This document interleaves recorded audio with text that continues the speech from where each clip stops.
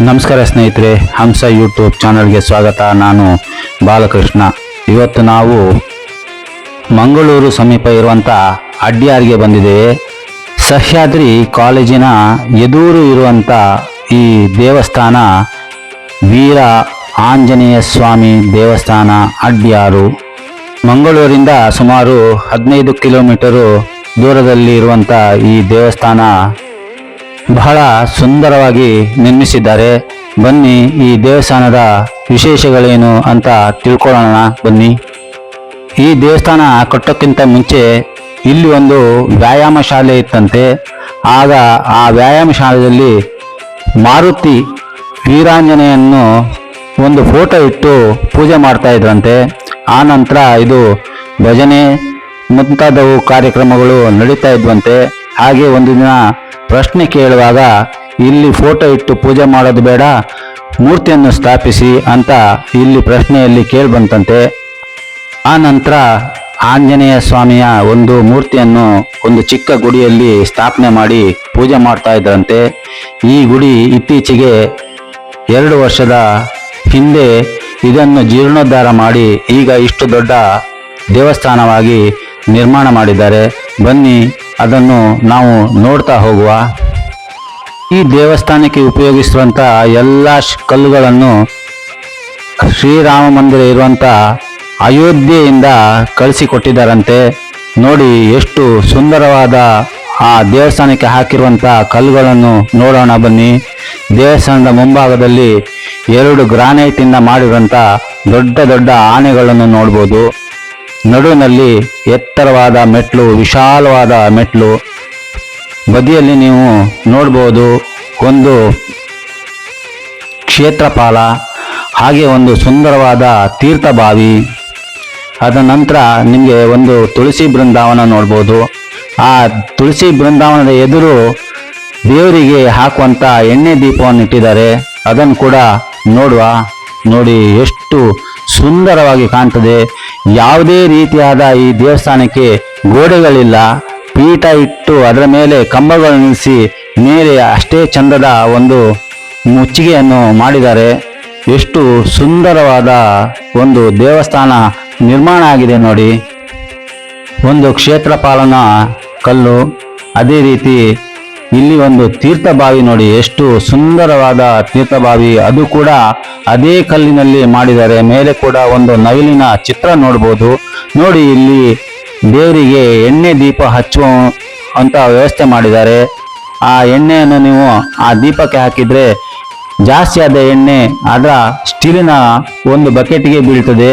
ಅದೇ ರೀತಿ ಇಲ್ಲೊಂದು ಆನೆ ನೋಡಿ, ಎಷ್ಟು ಚಂದದ ಆನೆ, ಎಷ್ಟು ಸುಂದರವಾದ ಆನೆ ಇದು. 2 ಆನೆ ನಿಮ್ಮನ್ನು ಬರಮಾಡ್ಕೊಳ್ತದೆ. ನೋಡಿ ಎಷ್ಟು ಸುಂದರವಾದ ಆನೆಯ ಆ ಮೂರ್ತಿ. ನಾವೀಗ ದೇವಸ್ಥಾನದ ಒಳಗೆ ಹೋಗುವ. ಆ ಕಲ್ಲಿಗೆ ಕೂಡ ಕೆಂಪು ಗ್ರಾನೈಟನ್ನು ಉಪಯೋಗ ಮಾಡಿದ್ದಾರೆ. ಎಷ್ಟು ಸುಂದರವಾಗಿ ಕಾಣ್ತದೆ ನೋಡಿ ದೂರದಲ್ಲಿ. ಆ ಕೆಂಪು ನೆಲದಲ್ಲಿ ಹಾಕಿರುವಂಥ ಮಧ್ಯದಲ್ಲಿ ಕೂಡ ಒಂದು ಕಪ್ಪು ಗ್ರಾನೈಟನ್ನು ಉಪಯೋಗಿಸಿದ್ದಾರೆ. ದೂರದಿಂದ ನೋಡ್ಬೋದು ನೀವು, ಎಷ್ಟು ವಿಶಾಲವಾದ ಒಂದು ದೇವಸ್ಥಾನ. ಯಾವುದೇ ಗೋಡೆಗಳಿಲ್ಲ. ಈ ಕಂಬ ನೋಡಿ ಸ್ನೇಹಿತರೆ, ಇದು ರಾಮ ಮಂದಿರ ಅಯೋಧ್ಯೆಯಿಂದ ಬಂದಿರುವಂಥ ಈ ಕಲ್ಲು. ನಾವು ಕೂಡ ಇನ್ನೂ ರಾಮ ಮಂದಿರ ನೋಡ್ಲಿಕ್ಕೆ ಹೋಗಲಿಲ್ಲ, ಆದರೆ ಅಲ್ಲಿಗೆ ಉಪಯೋಗ ಮಾಡಿರುವಂಥ ಆ ಕಲ್ಲುಗಳನ್ನು ನಾವು ಮುಟ್ಟಿ ನೋಡಿದೆ. ಎಷ್ಟು ಸುಂದರವಾದ ಕಲ್ಲಿಂದ ಆ ರಾಮ ಮಂದಿರವನ್ನು ನಿರ್ಮಾಣ ಮಾಡಿದ್ದಾರೆ. ಅದೇ ರೀತಿ ಆ ರಾಮಬಂಟ ಹನುಮನ ದೇವಸ್ಥಾನ ಕೂಡ ಅದೇ ಕಲ್ಲಿಂದ ಮಾಡಿದ್ದಾರೆ ಅನ್ನೋದೇ ನಮಗೆ ತುಂಬಾ ಸಂತೋಷ ಸ್ನೇಹಿತರೆ. ನೋಡಿ ಇಲ್ಲಿ ಒಂದು ಬೋರ್ಡ್ ಹಾಕಿದ್ದಾರೆ. ದೇವಸ್ಥಾನದ ಸೇವೆಗಳು ಯಾವ್ಯಾವ ರೀತಿ ಇದೆ ಅಂತ ಇಲ್ಲಿ ಹಾಕಿದ್ದಾರೆ. ಅದರಲ್ಲಿ ಪೂರ್ತಿಯಾದ ವಿವರಣೆಯನ್ನು ಕೊಟ್ಟಿದ್ದಾರೆ. ನಾವು ಅದನ್ನು ನೋಡ್ಬೋದು. ನಮ್ಮ ಕೈಲಾದ ಸೇವೆಯನ್ನು ನಾವು ಮಾಡಿಸ್ಬೋದು ಸ್ನೇಹಿತರೆ. ಬೋರ್ಡಿನ ಬದಿಯಲ್ಲಿ ಒಬ್ಬರು ಮೇಲ್ವಿಚಾರಕರು ಕೂತಿದ್ದಾರೆ. ಅವರ ಹೆಸರು ಶೇಖರಣ್ಣ ಅಂತ. ಅವರನ್ನು ನೀವು ಮಾತಾಡಿಸ್ಬೋದು. ನಿಮಗೆ ಬೇಕಾದಂಥ ವಿಷಯಗಳನ್ನು ಅವರಲ್ಲಿ ತಿಳ್ಕೊಬೋದು ಸ್ನೇಹಿತರೆ. ನೋಡಿ ಈಗ ನಾವು ಮುಂದೆ ನೋಡ್ಕೊಂಡು ಹೋಗುವ. ಮೇಲೆ ಹಾಕಿರುವ ಆ ಮುಚ್ಚಿಗೆಯನ್ನು ಕೂಡ ನೋಡಿ, ಅದು ಕೂಡ ಆ ಕಲ್ಲಿನಿಂದನೇ ಮಾಡಿದ್ದಾರೆ. ಇದನ್ನು ಹೇಗೆ ನಿರ್ಮಾಣ ಮಾಡಿದ್ದಾರೆ ಅಂತ ಗೊತ್ತಿಲ್ಲ. ನೀವು ನೋಡ್ತಾ ಇರ್ಬೋದು. ಪೂರ್ತಿಯಾಗಿ ಆ ಅಯೋಧ್ಯೆಯಿಂದ ಬಂದಿರುವಂಥ ಕಲ್ಲಿನಿಂದನೇ ಮಾಡಿದ್ದಾರೆ. ನೋಡ್ತಾ ಹೋಗುವ ಎಷ್ಟು ಸುಂದರವಾದ ಆ ಕಲ್ಲಿನಲ್ಲಿ ಮಾಡಿರುವಂತಹ ಕೆತ್ತನೆಗಳು ನೋಡಿ.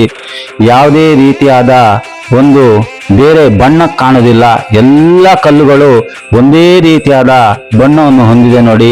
ಕೆಳಗೆ ನೀವು ನೋಡ್ತಾ ಇರ್ಬೋದು ಒಂದು ನವಗ್ರಹದ ಪೀಠ ಕೂಡ ಉಂಟು. ಅದನ್ನು ನಾವು ಮತ್ತೆ ಹೊರಗಿನಿಂದ ಹೋಗಿ ಪೂರ್ತಿಯಾಗಿ ನೋಡುವ. ಈಗ ನಾವು ದೇವಸ್ಥಾನವನ್ನು ವೀಕ್ಷಣೆ ಮಾಡೋಣ ಬನ್ನಿ. ನೋಡಿ ಎಷ್ಟು ಸುಂದರವಾದ ದೇವಸ್ಥಾನ, ನಿಶಬ್ದವಾದ ದೇವಸ್ಥಾನ. ಅಲ್ಲಲ್ಲಿ ತೂಗು ಗಂಟೆಗಳನ್ನು ಹಾಕಿದ್ದಾರೆ.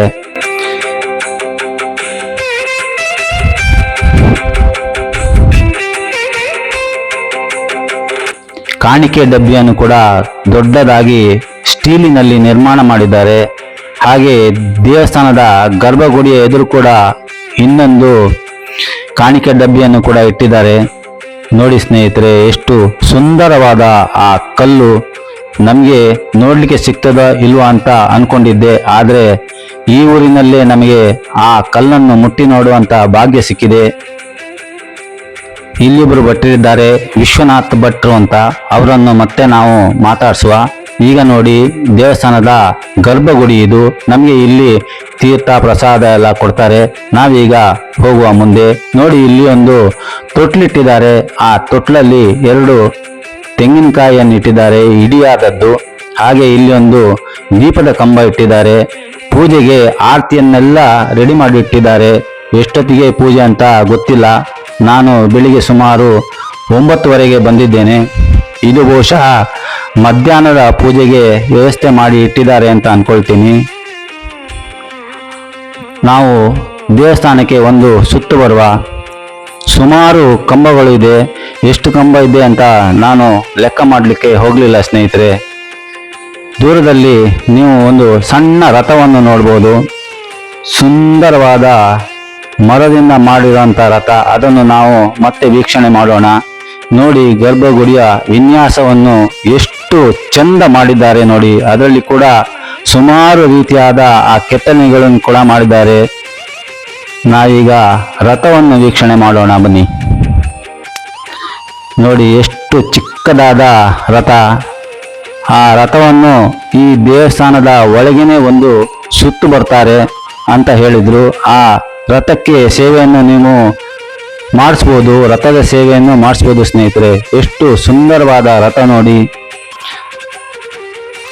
ದೂರದಿಂದ ನೋಡಲಿಕ್ಕೆ ನಮಗೆ ದೊಡ್ಡ ರಥದ ರೀತಿಯೇ ಕಾಣ್ತದೆ, ಆದರೆ ಎಷ್ಟು ಸುಂದರವಾದ ಮರದಿಂದ ಮಾಡಿರುವಂಥ ರಥ ನೋಡಿ. ಯಾರೋ ಸೇವೆಯನ್ನು ಕೊಟ್ಟಿದ್ದಾರೆ, ಅದಕ್ಕೆ ಹಾಕಿರುವಂಥ ಹೂ ಕೂಡ ಹಾಗೆ ಉಂಟು. ಎಷ್ಟು ಚಿಕ್ಕದಾದ ಸುಂದರವಾದ ಗರ್ಭಗುಡಿ.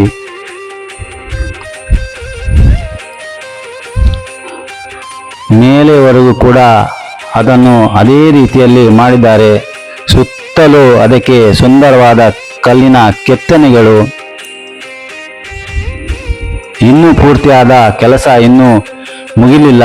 ಇನ್ನೂ ಕೂಡ ಹಲವಾರು ಕೆಲಸ ಬಾಕಿ ಉಂಟು ಅಂತ ಇಲ್ಲಿದ್ದ ಭಟ್ರು ಹೇಳಿದ್ರು.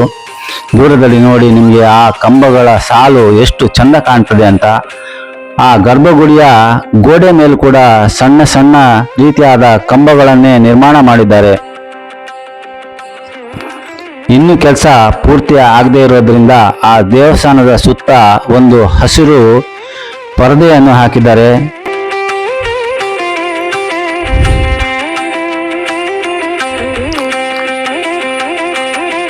ನೋಡಿ ಸ್ನೇಹಿತರೆ, ಎಷ್ಟು ಸುಂದರವಾದ ದೇವಸ್ಥಾನ. ನೀವು ಅಡ್ಯಾರಿಗೆ ಬಂದಾಗ ನೀವು ಸಹ್ಯಾದ್ರಿ ಕಾಲೇಜಿನ ಎದುರೇ ನಿಮಗೆ ಈ ದೇವಸ್ಥಾನದ ಒಂದು ಬೋರ್ಡ್ ಕಾಣ್ತದೆ, ಶ್ರೀ ವೀರಾಂಜನೇಯ ಸ್ವಾಮಿ ದೇವಸ್ಥಾನ ಅಂತ.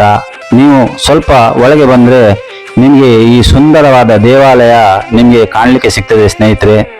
ನೋಡಿ, ಇದು ಸ್ವಾಮಿಗೆ ಮಾಡಿರುವಂಥ ಅಭಿಷೇಕದ ನೀರು ಬರುವಂಥ ಜಾಗ.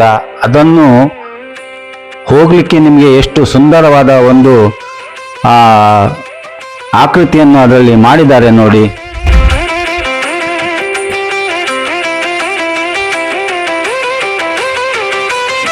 ಇಲ್ಲಿ ಈ ರೀತಿ ಇದನ್ನು ಮಾಡಿದ್ದಾರೆ. ಇನ್ನು ರಾಮ ಮಂದಿರ ಯಾವ ರೀತಿ ಮಾಡಿದ್ದಾರೆ ಅಂತ ನಾವು ಕೂಡ ಒಂದು ಸಣ್ಣ ವಿಡಿಯೋದಲ್ಲೇ ನೋಡಿರೋದು.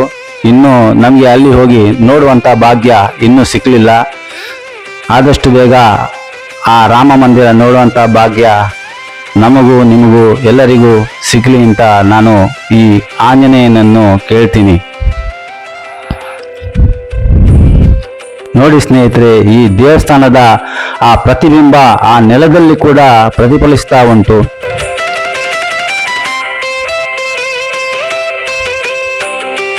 ನಾನು ಬಂದಾಗ ಯಾವುದೇ ರೀತಿಯಾದ ಬಿಸಿಲಿರಲಿಲ್ಲ, ತಂಪಾದ ವಾತಾವರಣ, ಮಳೆಗಾಲ, ಹಾಗಾಗಿ ಬಹಳ ತಂಪಾಗಿತ್ತು, ಮಳೆ ಕೂಡ ಬರ್ತಾ ಇತ್ತು. ಈಗ ನಾವು ವೀರಾಂಜನೇಯನ್ನು ನೋಡೋಣ ಬನ್ನಿ. ಎಷ್ಟು ಸುಂದರವಾದ ಆ ಮೂರ್ತಿ ಈಗ ನೀವು ನೋಡ್ತಾ ಇರ್ಬೋದು ಸ್ನೇಹಿತರೆ.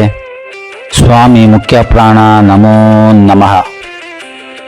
ಆ ವೀರಾಂಜನೇಯನ ಆ ಮೂರ್ತಿಯನ್ನು ನೋಡೋದೇ ಒಂದು ಬಹಳ ಚಂದ. ಎಷ್ಟು ಚಂದದ ಒಂದು ವಿಗ್ರಹವನ್ನು ಮಾಡಿದ್ದಾರೆ ನೋಡಿ. ಎತ್ತರದ ಪೀಠದ ಮೇಲೆ ಆ ದೀಪದ ಬೆಳಕಲ್ಲಿ ವೀರಾಂಜನೇಯನ ಕಪ್ಪಾದ ಶಿಲೆಯಿಂದ ಮಾಡಿರುವಂಥ ಆ ಭವ್ಯ ಮೂರ್ತಿಯನ್ನು ನೋಡಿ. ಕೈಯಲ್ಲಿ ಅಭಯ ಹಸ್ತ, ಹಾಗೆ ಮತ್ತೊಂದು ಕೈಯಲ್ಲಿ ಗದೆಯನ್ನು ಹಿಡಿದು ಕೂತಿರುವಂಥ ಭಂಗಿಯಲ್ಲಿರುವಂಥ ವೀರಾಂಜನೇಯನ ಮೂರ್ತಿ. ಈ ಕೆಳಗಿಟ್ಟಿರುವಂಥ ಚಿಕ್ಕ ಮೂರ್ತಿ ರಥದಲ್ಲಿ ಇಟ್ಟು ಸೇವೆಗೊಳ್ಳುವ ಮೂರ್ತಿ. ಹಾಗೆ ನಮಗೆ ಇಲ್ಲಿ ತೀರ್ಥ, ಗಂಧ, ಪ್ರಸಾದ, ಹಾಗೆ ಅರ್ಚನೆ ಮುಂತಾದವುಗಳನ್ನ ಇಲ್ಲಿ ಮಾಡಿಸ್ಬೋದು. ಇಲ್ಲಿರುವಂಥ ಭಟ್ರು ಅದನ್ನು ನಿಮಗೆ ನಿಮ್ಮ ಸೇವೆಯನ್ನು ನೆರವೇರಿಸಿಕೊಡ್ತಾರೆ ಸ್ನೇಹಿತರೆ. ಹಾಗೆ ನೋಡಿ, ಎಲ್ಲಿ ರಾಮನು ಅಲ್ಲೇ ಹನುಮನು, ಎಲ್ಲಿ ಹನುಮನು ಅಲ್ಲೇ ರಾಮನು ಅನ್ನೋ ಮಾತು ನಿಜವಾಗಲೂ ಸತ್ಯ. ಜೈ ಶ್ರೀರಾಮ್. ದೇವಸ್ಥಾನದ ಆಫೀಸ್ನ ನಂಬರು ಹಾಗೆ ಭಟ್ರ ನಂಬರನ್ನು ಕೂಡ ನಾನಿಲ್ಲಿ ನನ್ನ ಡಿಸ್ಕ್ರಿಪ್ಷನ್ ಬಾಕ್ಸ್ನಲ್ಲಿ ಹಾಕಿರ್ತೀನಿ. ತಾವು ಬಂದಾಗ ತಮ್ಮ ಸೇವೆಯನ್ನು ಆ ಭಟ್ರ ಮುಖಾಂತರ ನೀವು ಮಾಡಿಸ್ಬೋದು. ನೋಡಿ, ಇಲ್ಲಿ ಈ ದೇವಸ್ಥಾನಕ್ಕೆ ದೇಣಿಗೆ ಕೊಟ್ಟವರ ಬೋರ್ಡನ್ನು ಕೂಡ ಹಾಕಿದ್ದಾರೆ. ಬಹಳಷ್ಟು ಜನರು ದೇವಸ್ಥಾನಕ್ಕೆ ದೇಣಿಗೆಯನ್ನು ಕೊಟ್ಟಿದ್ದಾರೆ ಸ್ನೇಹಿತರೆ. ಎಷ್ಟು ಸುಂದರವಾದ ದೇವಸ್ಥಾನ. ನನಗೆ ನೋಡಿ ಬಹಳ ಸಂತೋಷ ಆಯಿತು. ನಿಮಗೆ ಕೂಡ ಬಹಳ ಸಂತೋಷ ಆಯಿತು ಅಂತ ಅಂದ್ಕೊಳ್ತೀನಿ. ಮಂಗಳೂರಿಗೆ ಬಂದವರು ಸುಮಾರು ಒಂದು 10-15 ಕಿಲೋಮೀಟರ್ ದೂರದಲ್ಲಿರುವಂಥ ಈ ದೇವಸ್ಥಾನಕ್ಕೆ ಬಂದು ನೋಡ್ಬೋದು ಸ್ನೇಹಿತರೆ. ಇಲ್ಲಿ ನೋಡಿ, ದೇವಸ್ಥಾನಕ್ಕೆ ದೇಣಿಗೆಯನ್ನು ಕೊಟ್ಟವರಂತ ಹೆಸರನ್ನು ಪೂರ್ತಿಯಾಗಿ ಹಾಕಿದ್ದಾರೆ. ಪೂರ್ತಿಯಾಗಿ ನನಗೆ ತೋರಿಸಲಿಕ್ಕೆ ಸಾಧ್ಯ ಆಗದೇ ಇರ್ಬೋದು. ಈ ದೇವಸ್ಥಾನ ಮಂಗಳೂರು ಬೆಂಗಳೂರು ಹೆದ್ದಾರಿ 75ರಲ್ಲಿ ಬರ್ತದೆ ಸ್ನೇಹಿತರೆ. ಎಷ್ಟು ಸುಂದರವಾದ ದೇವಸ್ಥಾನ ನೋಡಿ ಸ್ನೇಹಿತರೆ. ಎಷ್ಟೊಂದು ಕಂಬಗಳು, ಆ ಕಂಬಗಳ ಚಂದ ನೋಡಿ. ಆ ಒಳಬದಿಯಲ್ಲಿ ಒಂದು ಕೆತ್ತನೆ ಕೂಡ ಮಾಡಿದ್ದಾರೆ. ಯಾವುದೇ ಸಪೋರ್ಟ್ ಇಲ್ಲದೆ ಆ ಕೆತ್ತನೆ ಆ ಕಂಬದ ಮೇಲೆ ನಿಂತಿದೆ. ದೂರದಲ್ಲಿ ನಿಮಗೆ ಒಂದು ಸಭಾಭವನ ಕಾಣ್ತದೆ. ಇದು ದೇವಸ್ಥಾನಕ್ಕೆ ಸಂಬಂಧಪಟ್ಟಂಥದ್ದೇ ಅಂತ ಹೇಳಿದರು. ಇಲ್ಲಿ ವಿಶೇಷ ಕಾರ್ಯಕ್ರಮಗಳೆಲ್ಲ ಆಗ್ತಾ ಇರ್ತದೆ ಸ್ನೇಹಿತರೆ.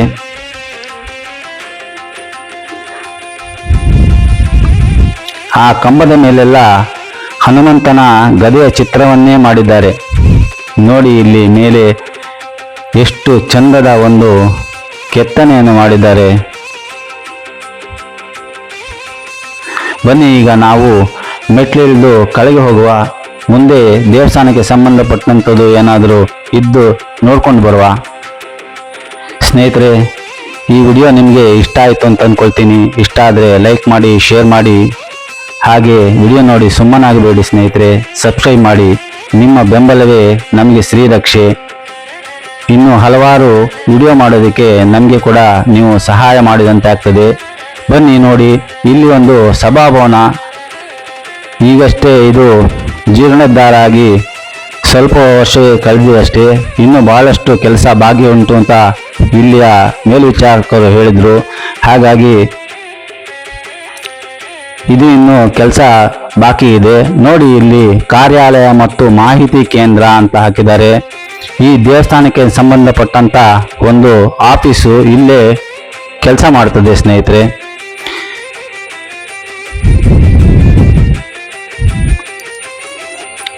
ಈ ದೇವಸ್ಥಾನದ ಸ್ವಲ್ಪ ಇತಿಹಾಸವನ್ನು ನನ್ನ ಡಿಸ್ಕ್ರಿಪ್ಷನ್ ಬಾಕ್ಸ್ನಲ್ಲಿ ಹಾಕಿರ್ತೀನಿ,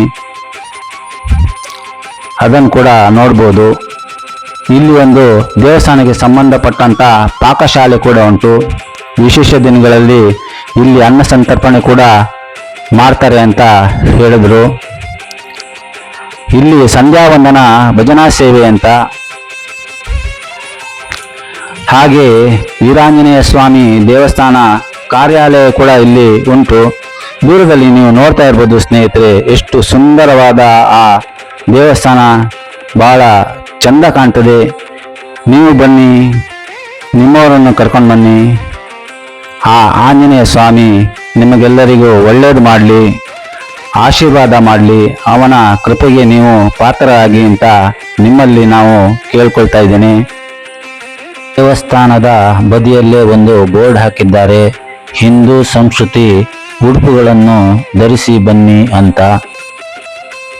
ಬಹುಶಃ ಆವರಣ ಇಲ್ಲದೆ ಇರುವಂತ ಒಂದು ದೇವಸ್ಥಾನ ಅಂದ್ರೆ ಅದು ಬಹುಶಃ ಈ ವೀರಾಂಜನೇಯ ದೇವಸ್ಥಾನನೇ ಅಂತ ಕಾಣ್ತದೆ ಸ್ನೇಹಿತರೆ. ನೋಡಿ, ಇಲ್ಲಿ ಒಂದು ಸಣ್ಣ ಉದ್ಯಾನವನವನ್ನು ಮಾಡಿದ್ದಾರೆ. ಆ ಸುತ್ತಿಗೆ ಒಂದು ಕಲ್ಲು ಹಾಸನ್ನು ಹಾಸಿದ್ದಾರೆ. ಅದರ ನಡುವಿನಲ್ಲಿ ಆ ಹುಲ್ಲನ್ನು ಬೆಳೆಸಿದ್ದಾರೆ.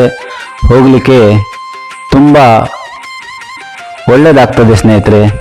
ಬನ್ನಿ, ನಾವೀಗ ನವಗ್ರಹ ಮಂಟಪವನ್ನು ಕೂಡ ನೋಡುವ. ಮೇಲಿನ ಮುಗುಳಿ ತೋರಿಸ್ಬೇಕು ಅಂತ ನಾನು ಬಂದೆ, ಆದರೆ ಆ ಮುಗುಳಿ ಬಹಳ ಎತ್ತರದಲ್ಲಿರೋದ್ರಿಂದ ಸ್ವಲ್ಪ ಅಲ್ಲಿ ಕಾಣ್ತಾ ಉಂಟು. ಎತ್ತರವಾದ ಅದರ ಮೇಲೆ ಒಂದು ತಗಡಿನ ಮಾಡು ಕೂಡ ಮಾಡಿದ್ದಾರೆ. ಯಾವುದೇ ರೀತಿಯಾದ ಹಾನಿ ಆಗದೇ ಇರಲಿ ಅಂತ, ಮಳೆಯಿಂದ ಗಲೀಜು ಆಗದೇ ಇರಲಿ ಅಂತ ಅದಕ್ಕೆ ಒಂದು ಮಾಡನ್ನು ಮಾಡಿದ್ದಾರೆ ಸ್ನೇಹಿತರೆ. ನೋಡಿ, ಇಲ್ಲಿ ನವಗ್ರಹ ಪೂಜೆ 250 ರೂಪಾಯಿ ಅಂತ ಹಾಕಿದ್ದಾರೆ. ಅದನ್ನು ಕೂಡ ತಾವು ಮಾಡಿಸ್ಬೋದು ಸ್ನೇಹಿತರೆ.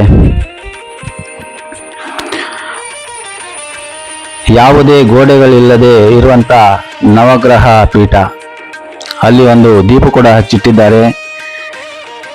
ಮುಂಜಾನೆಯ ಪೂಜೆ ಮಾಡಿ ಹೂವೆಲ್ಲ ಹಾಕಿ ಅದನ್ನು ಅಲಂಕಾರ ಮಾಡಿದ್ದಾರೆ ಸ್ನೇಹಿತರೆ. ನೋಡ್ಬೋದು ನೀವು ಎಷ್ಟು ಸುಂದರವಾದ ಮೂರ್ತಿಗಳನ್ನು ಅಲ್ಲಿ ಸ್ಥಾಪನೆ ಮಾಡಿದ್ದಾರೆ. ಎತ್ತರವಾದ ಒಂದು ಕಲ್ಲಿನ ಪೀಠದ ಮೇಲೆ ನವಗ್ರಹ ಮೂರ್ತಿಗಳು.